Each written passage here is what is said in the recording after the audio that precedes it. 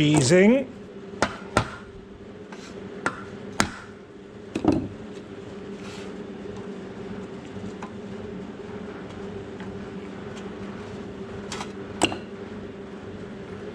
That's the way to do it if you don't want them to cheese.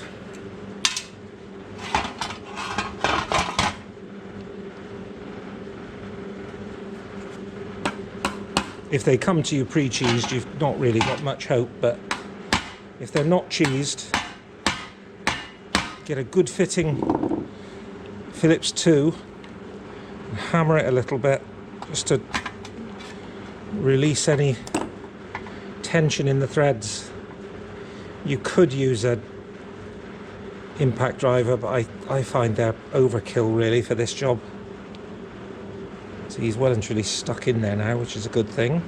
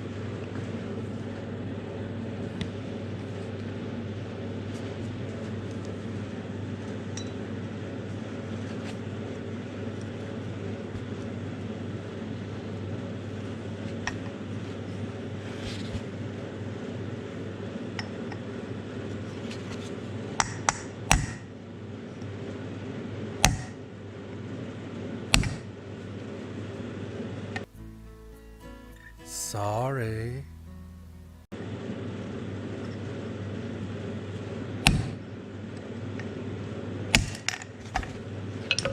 That's how they should come out.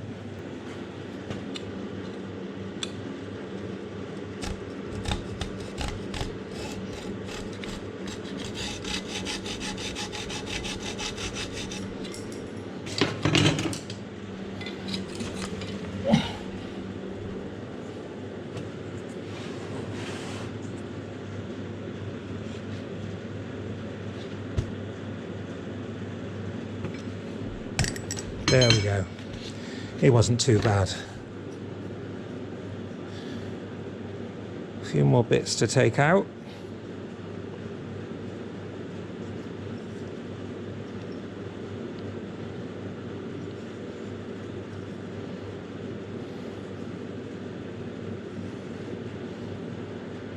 The air screws are blocked.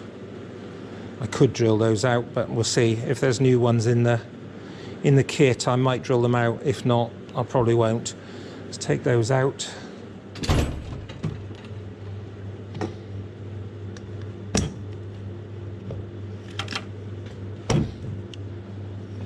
I don't see any need to take these carbs apart. Well, when I say take them apart, I mean separate the two carbs. So they'll fit into my ultrasonic cleaner as they are.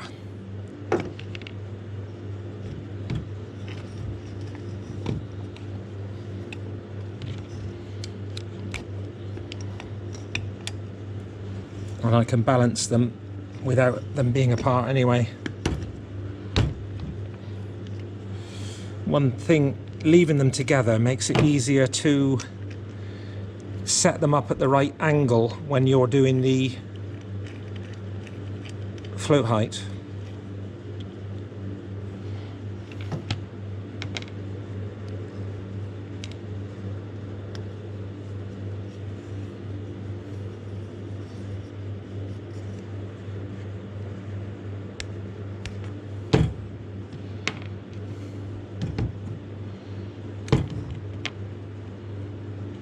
I'm assuming the kit will come with new ones of those, but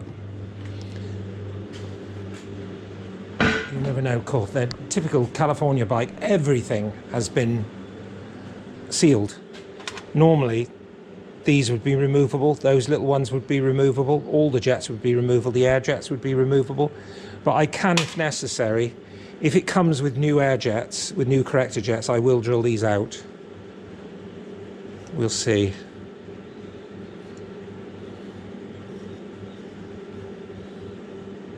I think there might be filters in there.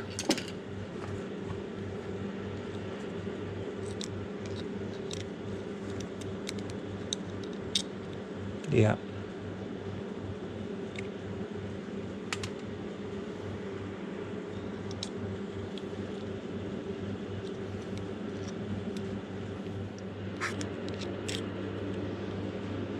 Always useful to have a blunt pick. They're normally sharp as buggery, but I've got a nice blunt one that is good for picking stuff that you don't want to make a hole in. Right, the carb bodies are devoid of everything, I think, that is removable.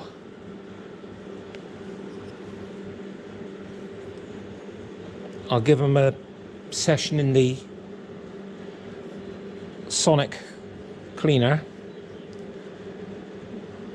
and then we'll give them a manual clean. Just see what the sonic will remove first.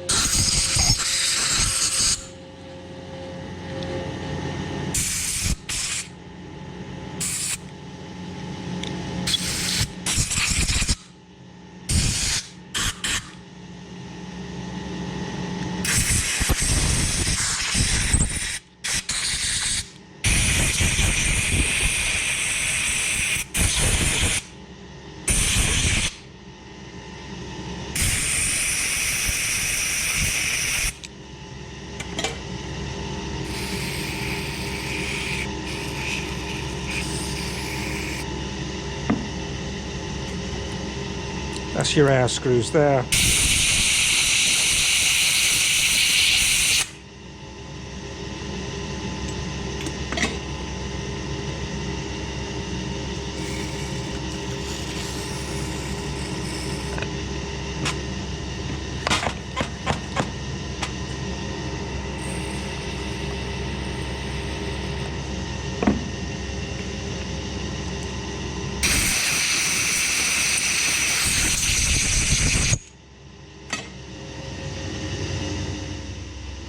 Right, they're beautifully clean and ready for reassembly.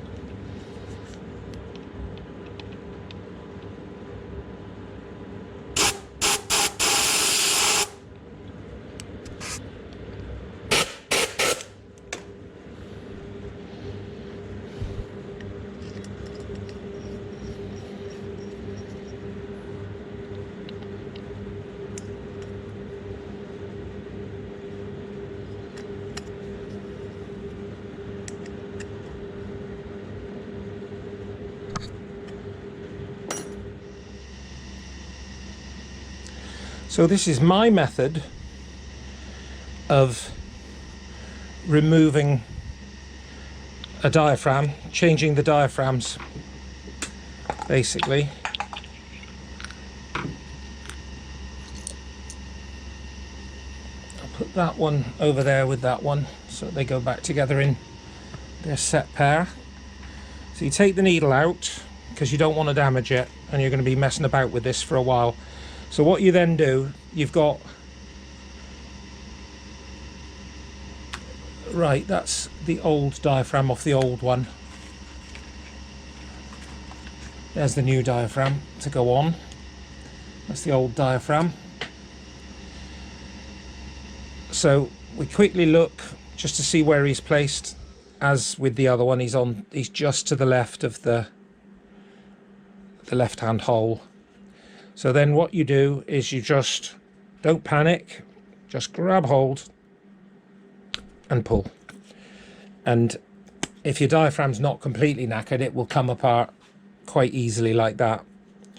So you got to get these the right way up, and you'll see that one side's got like a flange and the other side has got like a raised bit, and it matches the other one's the same, the new one's the same. So we want that one to go on like that. So the first thing to do is silicone. You can do it with fairy liquid, but I prefer to use silicone oil. Bit of silicone oil on it.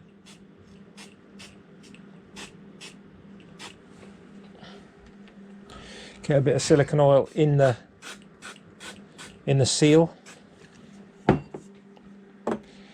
So he's going to be in that position. That one's going to be pointing. You can move it afterwards. You'll have to anyway. But what you do is put it on, sit it up on the groove where it's going to go in, and then it's not in obviously at the moment. It's just sitting there. So what you then do is you stretch it, and you'll feel it pop in. Keep stretching it, and you keep feeling it. You'll feel it pop into the groove. But here's where the fun bit comes, because as it pops into the groove, it will always leave this bit out. It's like trying to fit a tire, but only having one tire lever. So what you do is you keep pulling it back like that, keep pulling the diaphragm back round, and then try and get it a little bit further. But it will keep popping out, which is rather frustrating. But you try and get it to go as far as it will go with just stretching it. You sort of stretch it and press it in at the same time.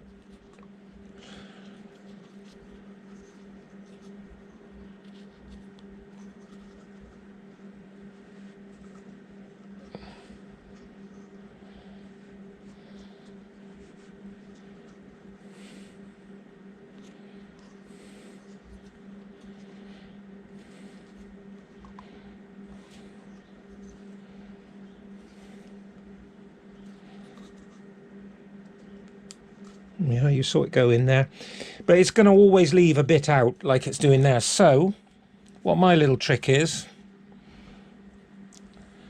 I've got a bit of thin nylon string here. You could use fishing line. I stick my thumb through it like that,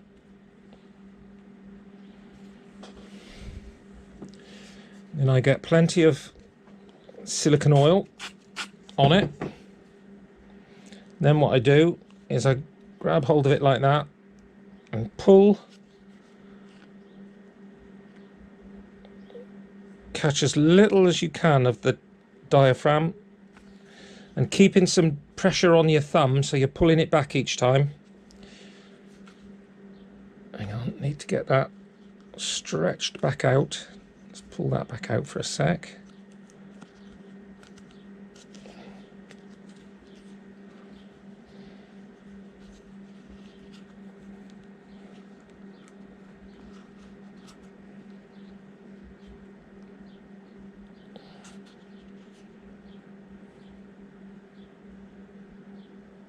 Don't try to go mad. Just a little at a time. There you go. It's popped in again. Now I've got, as you can see, I've got a big bulging bit out. So we pull it round everywhere else to get that bulging bit as flat as possible. And then go back over, line it up.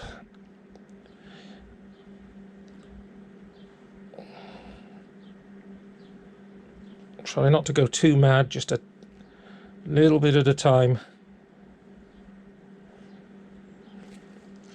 You don't want to end up with a big old crease there, or cutting through the rubber, but you shouldn't cut through the rubber with the nylon string. It shouldn't be sharp enough for that. Right, so that's nearly in. But now what I'm going to do is just go round, stretch it back out so that it's, so I've got rid of all those dimples.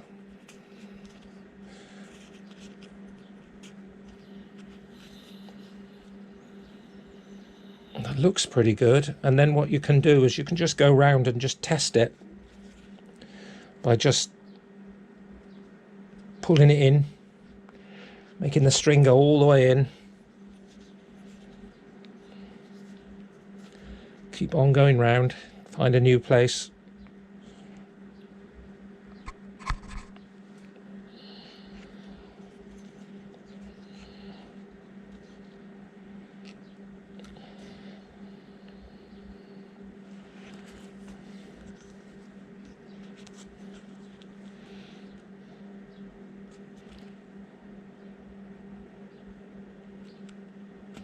And as long as your bead, as long as you can pull it like this and your bead is still in the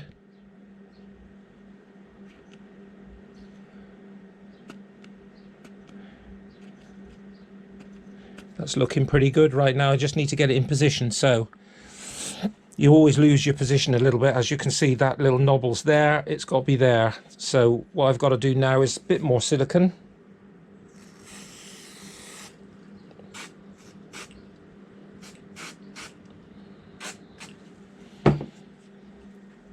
And then what I do is just start. I don't need the string anymore.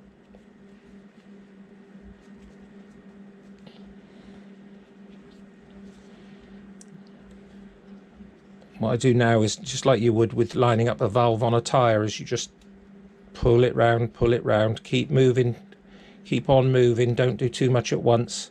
So you'll start creating dimples if you stay in one place too long.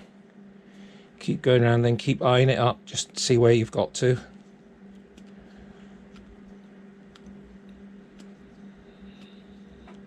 You want to avoid pulling, you know, actually creating a piece where it's kind of, it's almost there now. It's pretty much near enough there. Just get rid of those dimples and he'll be there. Now all you do to get rid of the dimples is just keep going, go opposite the dimple and pull like that, just gently.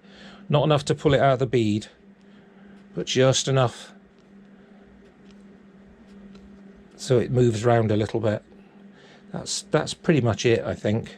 If I have to move it round a little bit more, if it doesn't line up perfectly, only this one was more to the right of that hole. The other one was a little bit to the left of the hole, so that's looking pretty good. So there you go. There's a new diaphragm. I'd already done this side. And those diaphragms are pennies compared to buying the whole thing. So if you're prepared to do it, it's worth doing.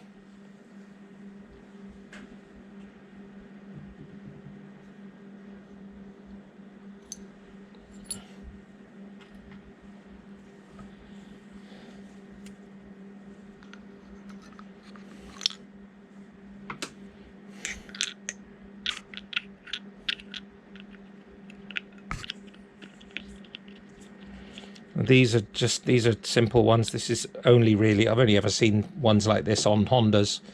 They just, you put them in where you can see the star can go through the three lugs, and then you just turn it to where the star can't come back through the three lugs, I'll show you again with this one. You've got 3 lugs inside it. You drop your needle jet into position. Then you get this, and you can see there's 3 cutaways in the star. Drop it in. Line the cutaways up with the 3 lugs. Push it down under spring pressure, and then let it back up when it's in the locked position, and that's it. They can go back in now. Well, they can go back in a minute.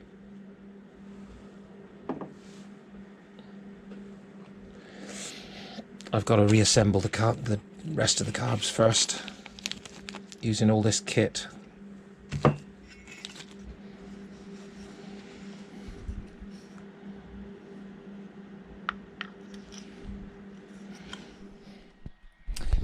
So here we are back on this Honda Shadow 700 carb setup. So far the kit that I was provided to use has proven to be pretty rubbish.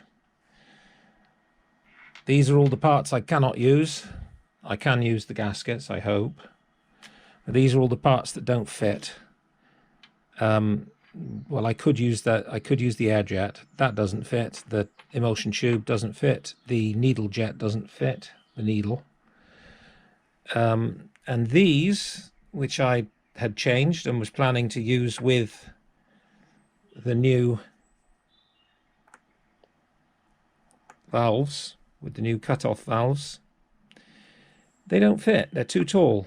You can't put the floats back in with them in position. If I offer one up there, you'll see what I mean. There's an original needle valve setup, and that's these. They stand about 3 millimeters proud, 4 millimeters proud, and I'm not messing about trying to put them in the lathe and turn them down. They don't fit. They don't fit. So I thought, well, I'll just have to use the old needle valves and the new needles. But then I found the new needles don't fit the old needle jets. So luckily, I have a plethora of carburetor parts, and I've managed to find some Suzuki Intruder ones that are exactly the same dimensionally, that have got good springs in them. So I've put those in with the original valve. So all I've really been able to change is the aluminium washers.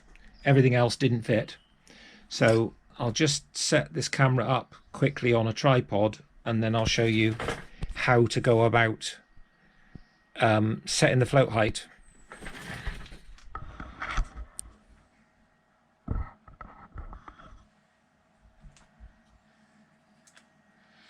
So I've got the vernier set at 898. Now what you have to do is, first of all, you have to make sure that the needles that you put in, the cut-off needles, you've got to make sure that they've got a spring in there that is working. I've been through a few of these, and some of them are a bit green and a bit crummy. I found nice clean ones to put in. So what you then do is if you incline the carburetor, you can see as you incline the carburetor, you'll see that the float goes down onto the spring, and it'll stay there for a little while until you turn the carb right over, and then you can see they go down a little bit further because they're then pressing on the spring. But when you actually do the float height, you want to do it where the float is just touching the spring. So you want to open it right out and then incline it until it goes down and stops, and that's the angle at which you want to do it. You can go a little bit further than that, but more or less that angle.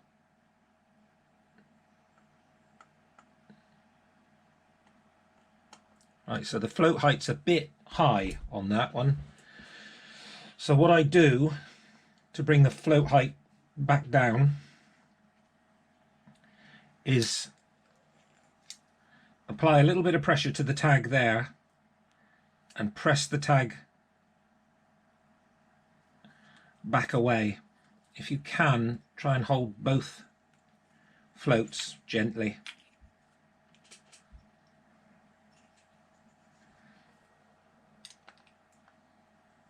So you keep even pressure on them.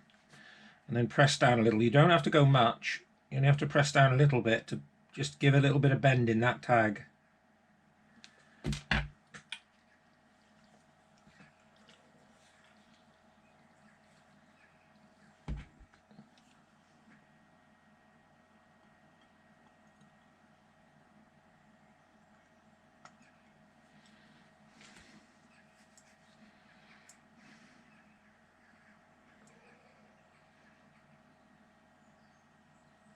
See the floats go all the way in, then just bring them out. I like to go the other way so I can just feel them touching.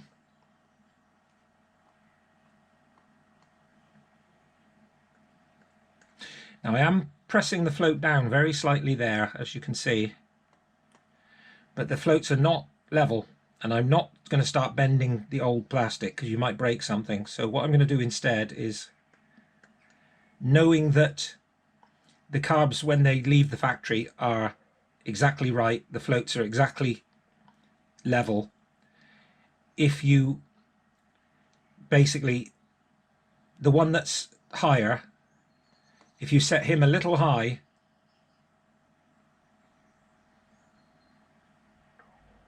it can then compensate for the one that's low, because obviously the carburetors, the floats are going to work on volume, on displacement, on volume displaced.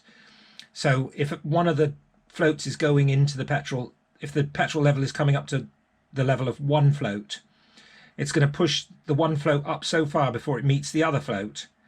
And so your float height wants to be in between the two floats, in between the height of the two floats. I don't recommend you try bending these to get them level, because the plastic's probably brittle and it'll probably snap.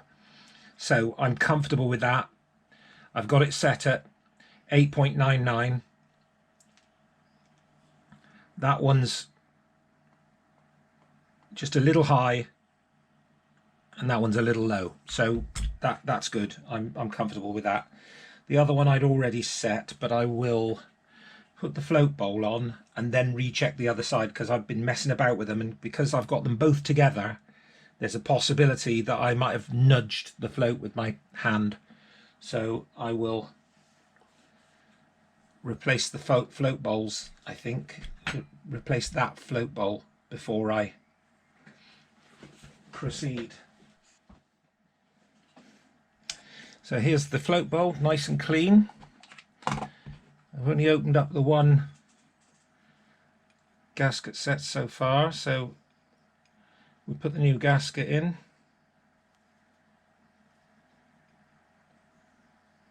Sometimes you have trouble getting these gaskets to actually seat properly, and what I always use, I'll see how it goes first, see if it's going to seat.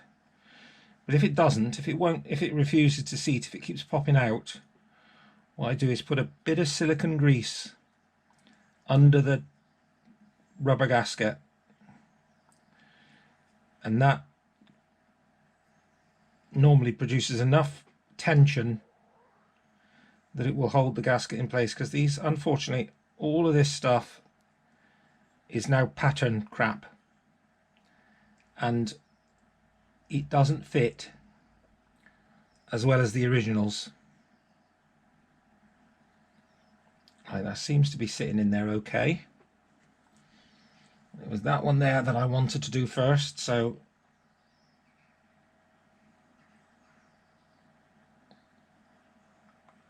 there we go.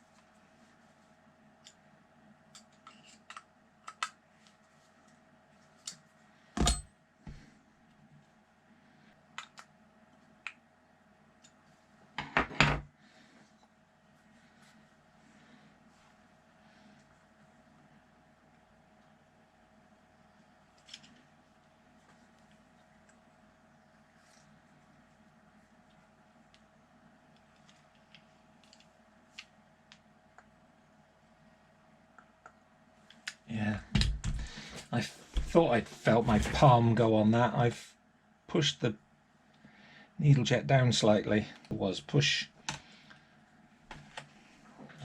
down. They were up too high.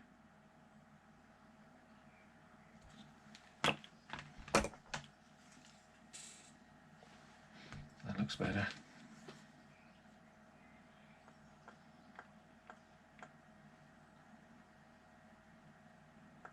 Yeah, it's the same as the other one. You see, this one with the longer piece of plastic on it, this one here with the longer piece of plastic on it has, over time, it's bent up. So you can see that one's low. Well, not, it's a little bit low.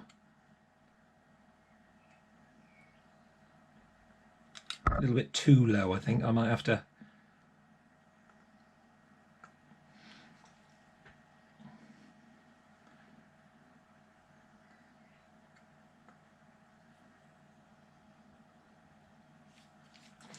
It takes a little bit of fiddling to get that angle just right. But if you don't get it right, you won't have the right float height. So keep going out, all the way out. Let it come back onto spring pressure. But it wants to be just slightly inclined, otherwise it'll come back.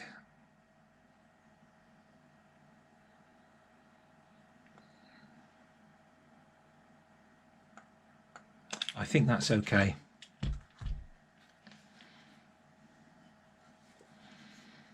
They say to hold it at about 45 degrees, but I find you've really got to hold it just off the... See, look, if I incline it just that far back, it starts to push the spring back. There's not much pressure in the springs, so you've got to find the spot. Let's put that up a little bit. I think that might have been a bit. You've got to find the spot where it's just sitting against the spring, where where it's seating and it's sitting against the spring.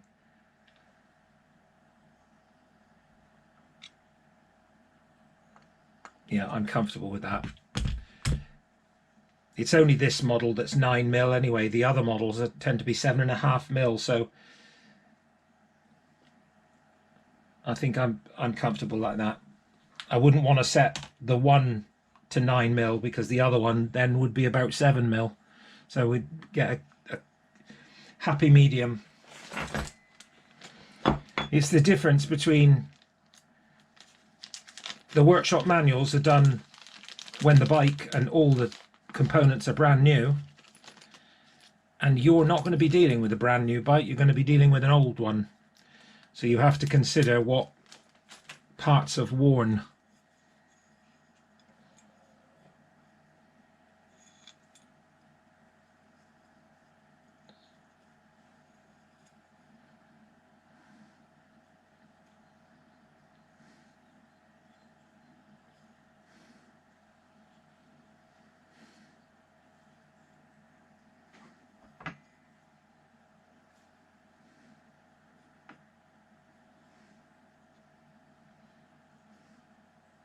If you do put some silicone grease in these, please pay attention to the fact that I'm saying silicone grease, not silicone. You don't put bathroom silicone in them. It's silicone grease is just a grease that's comfortable with rubber. Silicone grease.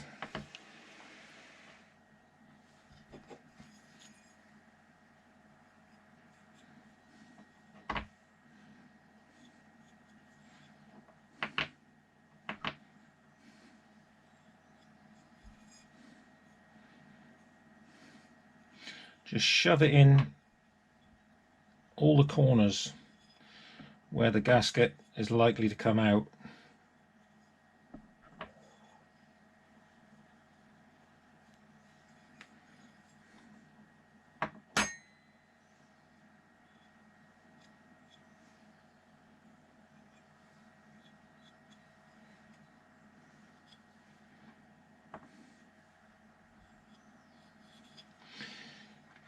I keep calling it a gasket. I mean, you can refer to it as a gasket or it's an O-ring, whichever you prefer.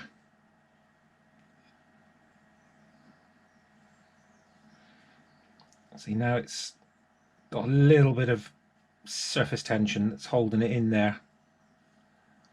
they're never a very good fit, these aftermarket O-rings.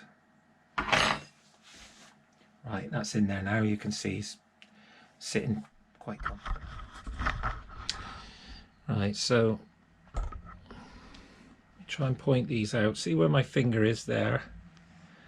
That's the blanking screws. That's the blanking plugs for the air corrector screws.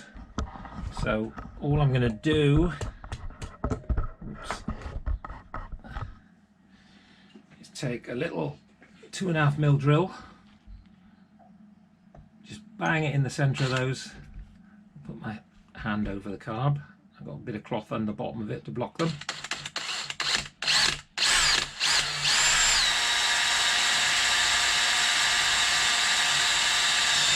That's it.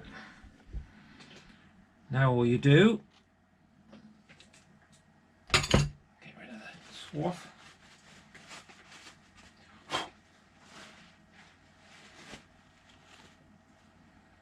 Now all you do is get a wood screw, small self tapper.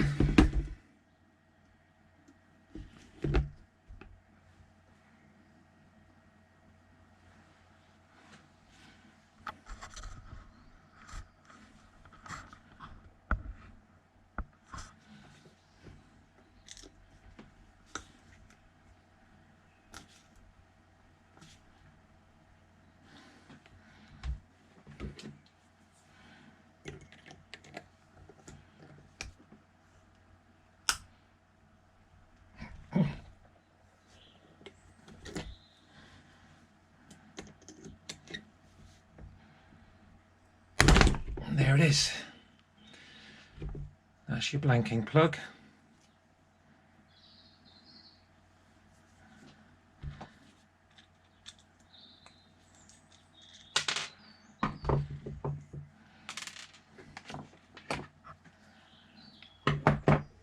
I won't be putting a blanking plug back in.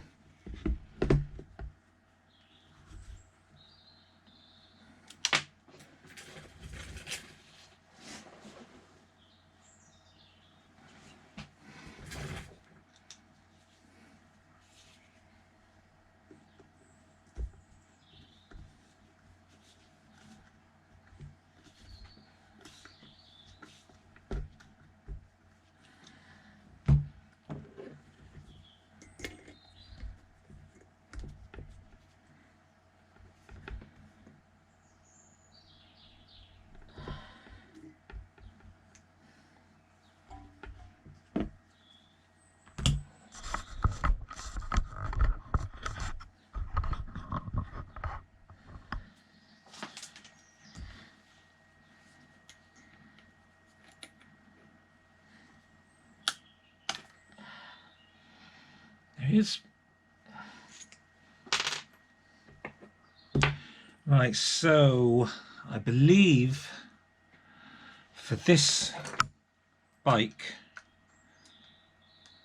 it should be about 2.5 turns, two turns to 2.5 turns. I'm going. Oh no, that screwdriver might do.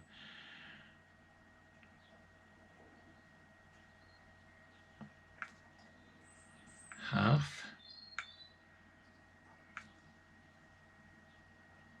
1. Oh, he's very stiff. I'm going to take it out first to find out why it's stiff.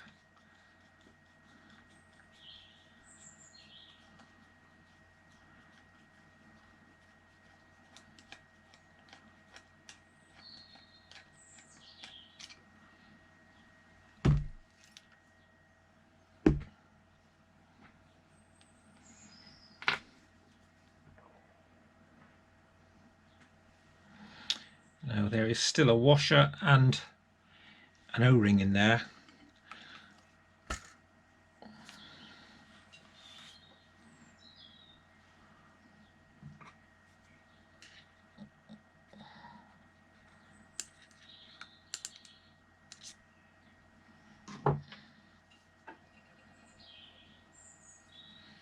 If you're very careful, you can blow them out with compressed air by putting compressed air into the valve there, but sometimes you might lose the washer. But I have got new O-ring, new washer and everything. But saying that, I bet they don't fit either. Nope. Brilliant. They're even different threads, not even the same thread. So that kit is absolutely, utterly and totally useless.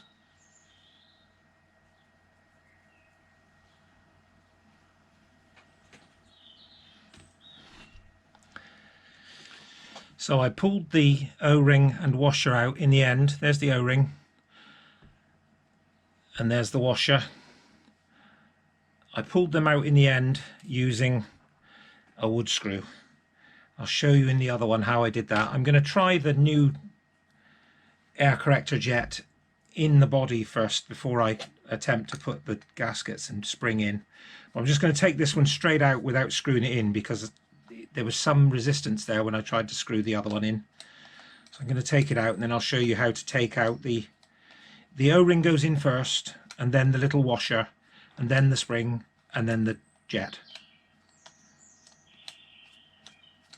So that should be enough to remove the needle jet, and it is. So he's come out needle jet with the spring. You can see he's pretty good. He could do a little bit of a clean. I might just give him a Scotch-Brite and put him back in if the new ones don't fit. Right, so now I'll show you how to safely take the washer and O-ring out because they wouldn't blow out.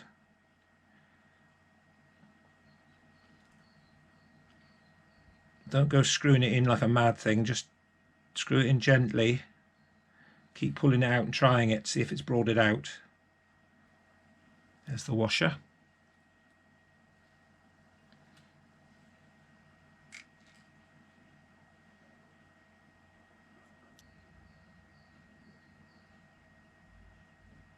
There he is.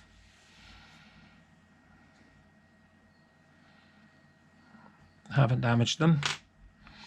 So we'll see if there's anything that looks like that in the kit. There's that little washer there. It's not quite the same, but I'm going to try this jet. Oh no, it's the wrong thread. I can't use it. I'd destroy everything. Right, okay, so we can't use any of it. So I'm going to put the old stuff back in. I'm just going to give these air corrector jets a quick clean. They're not too bad. There's a little bit of coke on the ends of them. I think I might just clean them with a little bit of toothpaste. But look at the threads. I don't know if you can see it on the camera. This is from the new kit. You can see how coarse the threads are. That's the old one. Nothing like it. So everything's useless. Everything from that kit is useless. I've used the gaskets. That's pretty much it. Everything else I've just had to clean from the old kit and reuse it. Go give these a clean off. So I've given these a light clean up. Now it's time to put the spring back on. And then I'm not even going to use those O-rings. I don't even think those O-rings are going to be right. I'll just reuse the old O-rings.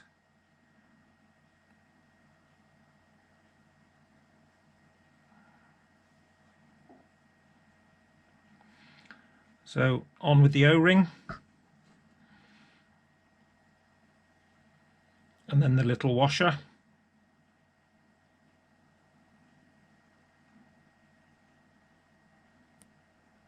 No, that's the wrong way round.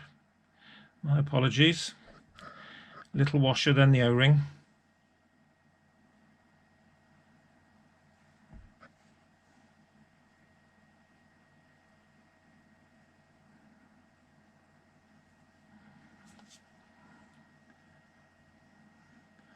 When the O-ring is on, it should just hold the washer and the spring down onto the collar so that they don't fall out when you're trying to put it back together again. So what did I do with the carbs? Good question.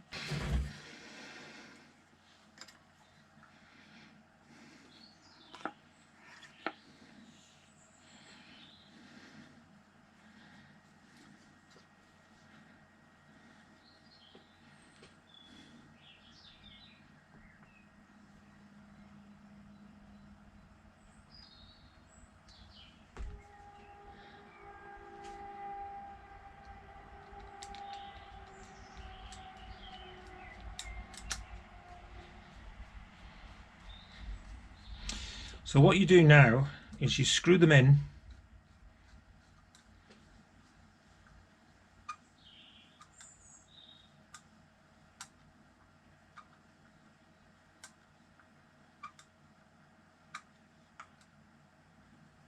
You go all the way until they stop.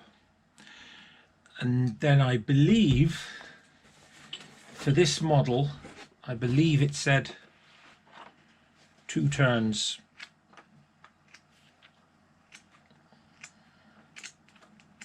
We shall double check. Right, so we're VD7cc.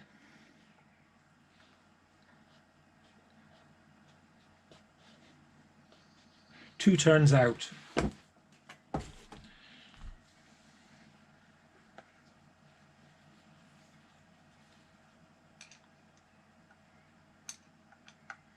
So we're all the way in. Half, 1, half, 2. You can, if you've got rough running, you can fiddle about with those, but it isn't generally to do with these jets, with the air corrector jets. If you've got rough running, normally clean them, leave them alone. Right, so spring, washer,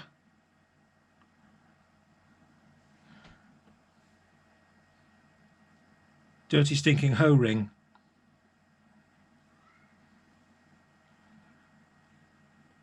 don't forget the hose ring.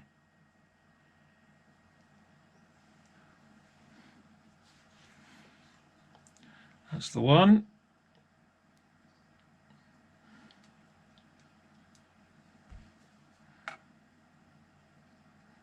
Put the hose prolapse ring back in.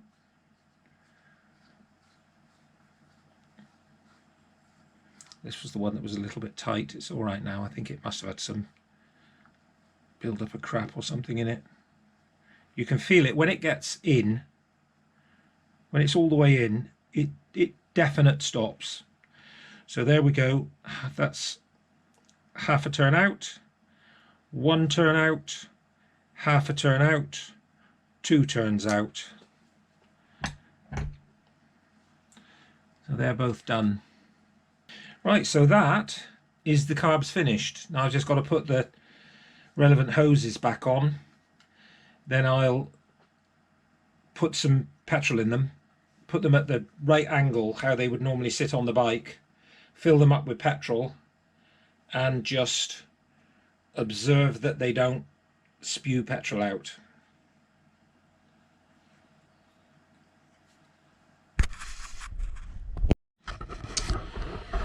Right, off camera I've been putting the what's going on here? Off camera I've been putting these rubber pipes back on. Let's just see which is which. That's the right hand carburetor, that's the left hand carburetor. So basically it goes there on the top of the right hand carburetor. One pipe goes to that little doohickey there, that pipe goes to there, that pipe goes to there, and then the long pipe goes around to the other carburetor and goes on there. I assume that's right because that's the only place I could find it would fit. I did mark it, but obviously the marks have come off because I've used carb cleaner on it, but that looks right anyway. So I'll just go and run some fuel into them and make sure that they're not leaking, and then start refitting them. So that's my little rig set up on the carburetors. Petrol's turned on, pipes are full. So far so good. I'll leave it like that for a little while. That's on the angle that they are in the bike. I'll leave it like that for a while, just to make sure that it is not leaking, but so far so good, no sign of any leakage. A little bit wet around there, but I think that's just where I was putting the pipe on.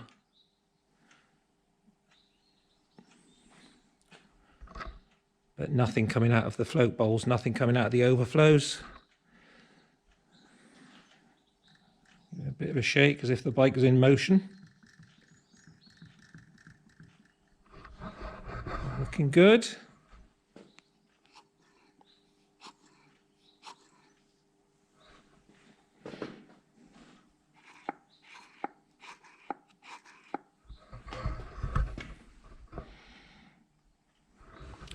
No sign of any leakers.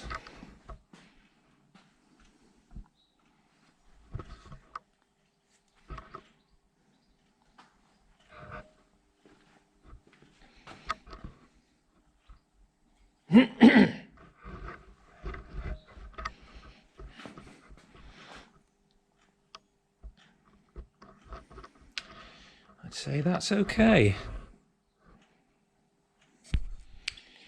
So I'll start off by letting the engine back down again, because I've left the engine up slightly just to take the strain off it, just in case it was pulling on anything. So, oh, he's off anyway. He's down as far as he goes anyway.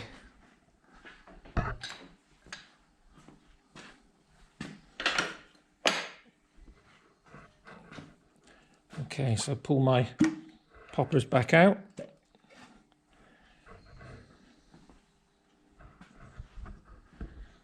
I'll get stuck in putting the carbs back on.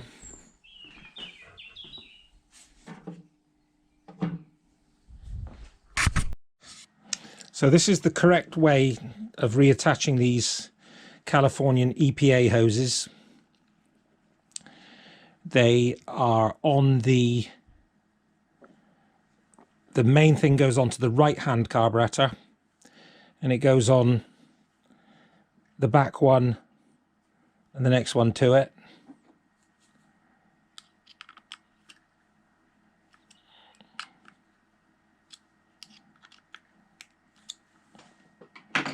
Then you've got the one pipe to the side of the carburetor there. The T-piece goes onto the carburetor there. Then you've got the long connecting pipe goes round to the left-hand carburetor and goes on there.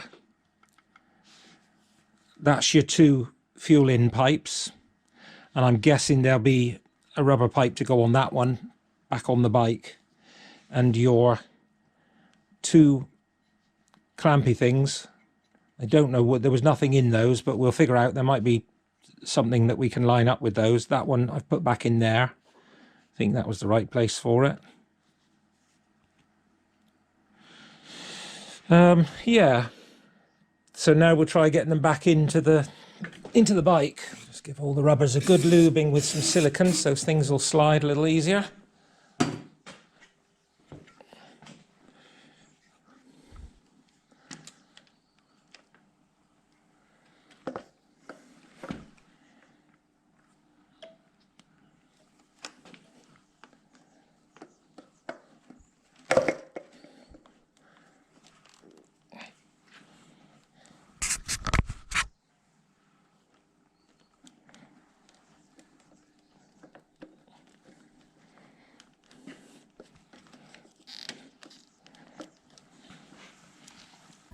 I'm deeply sorry.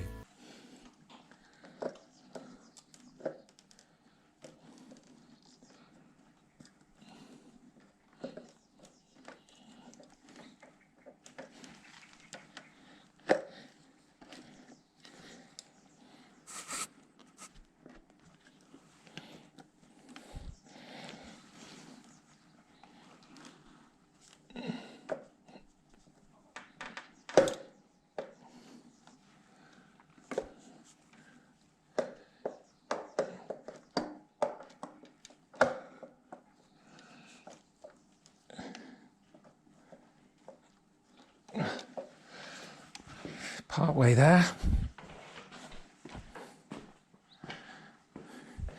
I haven't actually taken the clamp off this side. That may prove to be a mistake. I didn't take it off to begin with, so I thought it might come through okay with it like it is. I don't know.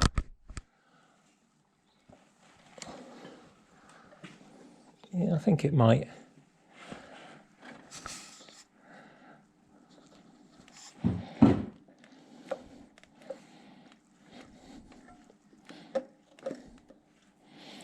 let's take it off.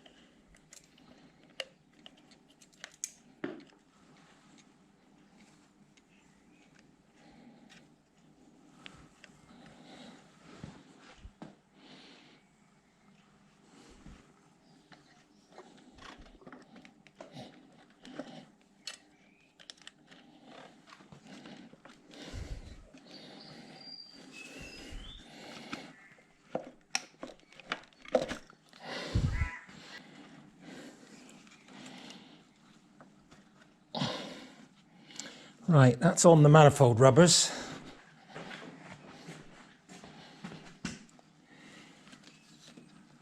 Yeah, popped on lovely there. So now I better get the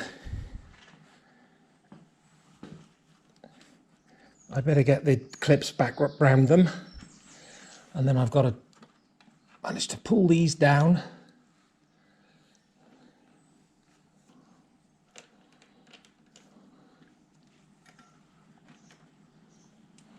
I don't know if these are going to need turning. I think they probably are.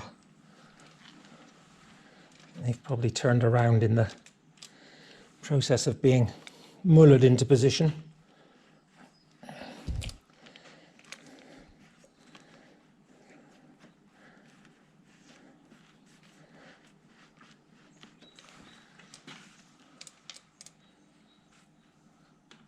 Not too bad.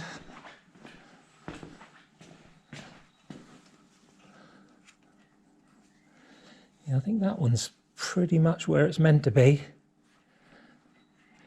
There we go. That one's gone down onto its position all right.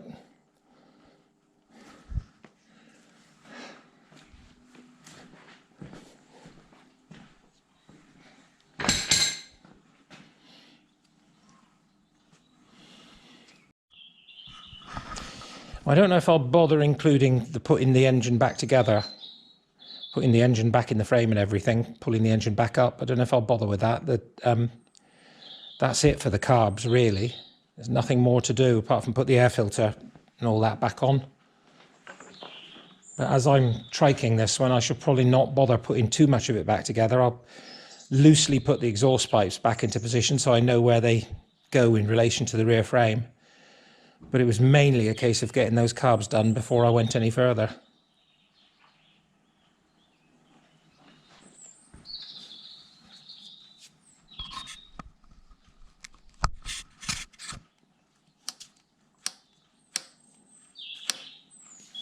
Again, I'll balance them once you can run this one without the tank on anyway, so I'll put some fuel in it later and just fire it up when the exhaust pipes are loosely back on.